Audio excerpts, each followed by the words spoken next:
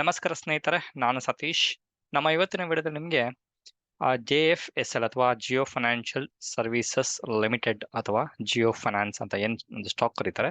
ಅದನ್ನ ನಾನು ಹಿಂದಿನ ವಿಡಿಯೋಗಳಲ್ಲಿ ಹೇಳಿದ್ದೆ. ಯಾವಾಗ ಇದು ಒಂದು ಸಪ್ರೇಟ್ ಆಯಿತು, ರಿಲಯನ್ಸ್ನ ಒಂದು ಗ್ರೂಪಿಂದ ಸಪ್ರೇಟ್ ಆಯಿತು, ಆ ಟೈಮಲ್ಲಿ ನಿಫ್ಟಿಯ ಒಂದು 51ನೇ ಸ್ಟಾಕು, ಅದ್ರ ಜೊತೆಗೆ ಸೆನ್ಸೆಕ್ಸ್ನ 31ನೇ ಸ್ಟಾಕಲ್ಲಿ ಇದೊಂದು ಸಪ್ರೇಟ್ ಆಗಿ ಒಂದು ಇನ್ಕ್ಲೂಡ್ ಮಾಡಿದ್ರು ಅಂತಾನೆ ಹೇಳ್ಬೋದು. ಅದಾದ್ಮೇಲೆ ಈ ಒಂದು ಜಿಯೋ ಫೈನಾನ್ಷಿಯಲ್ಸ್ ಸಪ್ರೇಟ್ ಆಗಿ ಲಿಸ್ಟ್ ಇನ್ನೂ ಆಗಿರಲಿಲ್ಲ, ಸುಮಾರು ಟೈಮ್ ತಗೊಂಡ್ರು ಅಂತಾನೆ ಹೇಳ್ಬೋದು.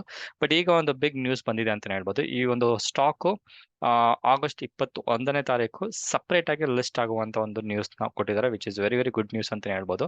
ಸೊ ಅದಕ್ಕೆ ಗೆಟ್ ರೆಡಿ ಅಂತ ಹೇಳಿದ್ದೀನಿ, ಇನ್ವೆಸ್ಟ್ಮೆಂಟ್ ಮಾಡಕ್ಕೆ ಏನಾದ್ರು ಇಂಟ್ರೆಸ್ಟ್ ಇದ್ರೆ. ಓಕೆ, ಸೊ ಈ ಇನ್ಫಾರ್ಮೇಶನ್ ಶೇರ್ ಮಾಡೋಕ್ಕಿಂತ ಮುಂಚೆ ಸ್ನೇಹಿತರೆ ನೆನ್ಪಿಟ್ಕೊಳ್ಳಿ, ನಾವು ಸೆಬಿ ರಿಜಿಸ್ಟರ್ಡ್ ಅಡ್ವೈಸರ್ಸ್ ಅಲ್ಲ.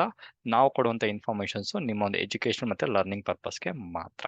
ಓಕೆ, ಸೊ ಈ ಒಂದು ನ್ಯೂಸ್ ಬಂದ್ಮೇಲೆ ಸ್ನೇಹಿತರೆ, ನಾನು ನೆನ್ನೆ ಒಂದು ರಿಲಯನ್ಸ್ ನ ಶೇರ್ಸ್ ನೋಡಿದ್ಮೇಲೆ ನಾನು ಅನ್ಕೊಂಡೆ ಪ್ರಾಬಬಲಿ ಏನಾದ್ರೂ ಈ ಒಂದು ಸ್ಟಾಕ್ ಅಲ್ಲಿ ಏನಾದ್ರು ಶಾರ್ಟ್ ಕವರಿಂಗ್ ಬರ್ಬೋದು ಮಧ್ಯಾಹ್ನದ ಮೇಲೆ, ಅದು ಅಥವಾ ಇವತ್ತಿನ ಮಧ್ಯಾಹ್ನ ಮೇಲೆ ಶಾರ್ಟ್ ಕವರಿಂಗ್ ಬರ್ಬೋದು ಅಂತ ಎಕ್ಸ್ಪೆಕ್ಟೇಷನ್ ಮಾಡಿದ್ದೆ. ಬಿಕಾಸ್ ಈ ನ್ಯೂಸ್ ಬರುತ್ತೆ ಅಂತ ನನಗೂ ಗೊತ್ತಿರಲಿಲ್ಲ. ಬಟ್ ನನ್ನ ಒಂದು ಎಕ್ಸ್ಪೆಕ್ಟೇಷನ್ ಏನಿತ್ತು ಅಂತ ಹೇಳಿದ್ರೆ, ಯಾವುದೇ ಒಂದು quality stocks back to back ಏನಾದ್ರು ಬಿತ್ತು ಅಂತ ಹೇಳಿದ್ರೆ, ಎಕ್ಸ್ಪೈರಿ ದಿವಸ ಅಥವಾ ಎಕ್ಸ್ಪೈರಿ ದಿವಸ ಹಿಂದೆ ಅಥವಾ ವೀಕೆಂಡ್ ಅಲ್ಲಿ ಒಂದು ಶಾರ್ಟ್ ಕವರಿಂಗ್ ಆಗುವಂತ ಒಂದು ಏನಾದ್ರು ಒಂದು ಟ್ರೆಂಡ್ ನಾವು ನೋಡಿರ್ತೀವಿ. ಅದು ಬೇಸಿಸ್ ಮೇಲೆ ನಾನು ಎಕ್ಸ್ಪೆಕ್ಟ್ ಮಾಡಿದ್ದೆ ಪ್ರಾಬಬಲಿ ಇವತ್ತು ಒಂದು ಶಾರ್ಟ್ ಕವರಿಂಗ್ ಬರ್ಬೋದು ರಿಲಯನ್ಸ್ ಅಲ್ಲಿ ಅಂತ ಎಕ್ಸ್ಪೆಕ್ಟೇಷನ್ ಮಾಡಿದ್ದೆ. ಅದ್ರ ಬೇಸಿಸ್ ಮೇಲೆ ನಾನು ಬೆಳಗ್ಗೆ ನಿಫ್ಟಿಯಲ್ಲಿ ಶಾರ್ಟ್ ಸಹ ಮಾಡಿದ್ದೆ. ಬಟ್ ನನಗೆ ಒಂದು ಅನ್ಕಂಫರ್ಟ್ ಏನು ಅನಿಸ್ತು ಅಂತ ಹೇಳಿದ್ರೆ, ಬ್ಯಾಂಕ್ ನಿಫ್ಟಿ ಸ್ವಲ್ಪ ಸ್ಟ್ರಾಂಗ್ ಇತ್ತು ಅಂತ ಹೇಳ್ಬೋದು. ಅದಕ್ಕೋಸ್ಕರ ಒಂದು 8ರಿಂದ 10 ಪಾಯಿಂಟ್ ನ ಕ್ಯಾಪ್ಚರ್ ಮಾಡ್ಕೊಂಡು ನಾನು ನನ್ನ ಒಂದು ಟ್ರೇಡ್ ನ ಕ್ಲೋಸ್ ಮಾಡಿದೆ, ಶಾರ್ಟ್ ಒಂದು ಟ್ರೇಡ್ ನ ಕ್ಲೋಸ್ ಮಾಡಿದೆ ಅಂತ ಹೇಳ್ಬೋದು. ಸೊ ಅದಾದ್ಮೇಲೆ ಇದು ಇವತ್ತಿನ ಒಂದು ಟ್ರೇಡಿಂಗು. ಬಟ್ ಮಧ್ಯಾಹ್ನದ ಮೇಲೆ ಆದಂತಹ ಒಂದು ಸೂಪರ್ ಒಂದು short covering, kind of short covering ಅಂತ ಹೇಳ್ಬೋದು. ಅದು ನ್ಯೂಸ್ ಡ್ರಿವನ್ ಒಂದು ಹೇಳ್ತಾರೆ ಒಂದು ಟ್ರೆಂಡ್ ರಿಲಯನ್ಸ್ ಅಲ್ಲಿ ಕೊಡ್ತು ಅಂತ ಹೇಳ್ಬೋದು. ಅದು ಬೇಸಿಕಲಿ ಬಿಕಾಸ್ ಆಫ್ ಈ ಜಿಯೋ ಫೈನಾನ್ಷಿಯಲ್ಸ್ ನ ಒಂದು ನ್ಯೂಸ್ ಏನ್ ಬಂತು, ಅದ್ರ ಬೇಸಿಸ್ ಮೇಲೆ ಒಂದು ಹೆವಿ ಒಂದು ಬಿಲ್ಡ್ ಆಗಿದೆ ಅಂತಾನೆ ಹೇಳ್ಬೋದು ಈ ನಮ್ಮ ರಿಲಯನ್ಸ್ ನ ಒಂದು ಪ್ರೈಸ್ ಅಲ್ಲಿ. ಸೊ ಇದರ ಒಂದು ವೆರಿ ಬ್ರೀಫ್ ಹೇಳಿದ್ಮೇಲೆ ನಿಮ್ಗೆ ಗೊತ್ತಿರಬೇಕು, ಒಂದು ನ್ಯೂಸ್ ಬಂತಂದ್ರೆ ಸ್ಟಾಕ್ ಹೆಂಗೆಲ್ಲ ಮೂವ್ಮೆಂಟ್ ಆಗುತ್ತೆ, ಎಲ್ಲೆಲ್ಲ ಒಂದು ಎಫೆಕ್ಟ್ ಆಗುತ್ತೆ ಅನ್ನೋದು ಗೊತ್ತಿರೋ ಪರ್ಪಸ್ಗೋಸ್ಕರ ನಾನು ಶೇರ್ ಮಾಡ್ತಾ ಇದ್ದೀನಿ. ಓಕೆ, ಸೊ ಈ ಒಂದು ಸ್ಟಾಕ್ 21 ಆಗಸ್ಟ್ ಅಲ್ಲಿ ಸಪ್ರೇಟ್ ಆಗಿ ಲಿಸ್ಟ್ ಆಗುವಂತ ಒಂದು ಇನ್ಫಾರ್ಮೇಶನ್ಸ್ ಬೋತ್ NSE ಮತ್ತೆ BSE ಅವರು ಕೊಟ್ಟಿದ್ದಾರೆ. ಸೊ ಅದ್ರ ಜೊತೆಗೆ ಈ ಒಂದು ಸ್ಟಾಕ್ ಪ್ರೈಸ್ ಒಂದು ಸಪ್ರೇಟ್ ಒಂದು ಸ್ಪೆಷಲ್ ಪ್ರಿಸಿಷನ್ ಕಂಡಕ್ಟ್ ಮಾಡಿದ್ಮೇಲೆ ರಿಲಯನ್ಸ್ ಒಂದು ಸ್ಟಾಕ್ಗೆ ಈ ಒಂದು ಸ್ಟಾಕ್ ನ ಪ್ರೈಸ್ ಬಂದು 261.85 ಪೈಸೆ ಅಲ್ಲಿ ಒಂದು ಪ್ರೈಸ್ ಒಂದು ಅರೈವ್ ಆಗಿದೆ ಅಂತಾನೆ ಹೇಳ್ಬೋದು, because based on the demand and supply basis ಮೇಲೆ. ಸೊ ಈ ಬೇಸಿಸ್ ಮೇಲೆ ನೋಡಿದ್ರೆ ಈ ಒಂದು ರಿಲಯನ್ಸ್ ಜಿಯೋನ ಒಂದು ಮಾರ್ಕೆಟ್ ಕ್ಯಾಪಿಟೇಷನ್ ಬಂದು 1.66 ಲ್ಯಾಕ್ಸ್ ಕ್ರೋರ್ ನ ಒಂದು ಮಾರ್ಕೆಟ್ ಕ್ಯಾಪಿಟೇಷನ್ ಇದೆ ಅಂತಾನೆ ಹೇಳ್ಬೋದು. ಸೊ ಈ ಫೈನಾನ್ಷಿಯಲ್ ಸೆಗ್ಮೆಂಟ್ ಏನಾದ್ರು ಬಂತು ಅಂದ್ರೆ ಟಾಪ್ 2 ಅಲ್ಲಿ ಈ ಒಂದು ಜಿಯೋ ಫೈನಾನ್ಷಿಯಲ್ಸ್ ಇದೆ ಅಂತಾನೆ ಹೇಳ್ಬೋದು. So top 1 obviously Bajaj finance ಅಂತಾನೆ ಹೇಳ್ಬೋದು.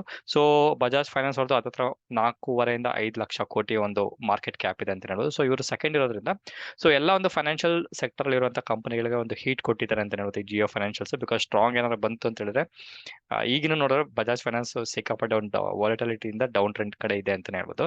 ಸೊ ಈ ಒಂದು ಸ್ಟಾಕ್ ಲಿಸ್ಟ್ ಆದ್ಮೇಲೆ ಸ್ನೇಹಿತರೆ, 21 ಆಗಸ್ಟ್ ಲಿಸ್ಟ್ ಆದ್ಮೇಲೆ T2T ಅಥವಾ ಟ್ರೇಡ್ ಟು ಟ್ರೇಡ್ ಅನ್ನುವ ಒಂದು ಸೆಗ್ಮೆಂಟ್ ಅಲ್ಲಿ ನೆಕ್ಸ್ಟ್ 10 ದಿವಸ ಇರುತ್ತೆ ಅಂತ ಇನ್ಫಾರ್ಮೇಶನ್ ಸಹ ಕೊಟ್ಟಿದ್ದಾರೆ. T2T ಅಂದ್ರೆ ಏನಂತ ಹೇಳಿದ್ರೆ, ಜಸ್ಟ್ ಒಂದು ಬರೆದು ಬಿಡ್ತೀನಿ, ಸೊ ನಿಮ್ಗೊಂದು ನಾನು ಏನ್ ಹೇಳ್ತಿದ್ದೀನಿ ಅಂತ ಒಂದು ಐಡಿಯಾ ಬರುತ್ತೆ. ಓಕೆ, ಸೊ T2T ಅಂತ ಹೇಳಿದ್ರೆ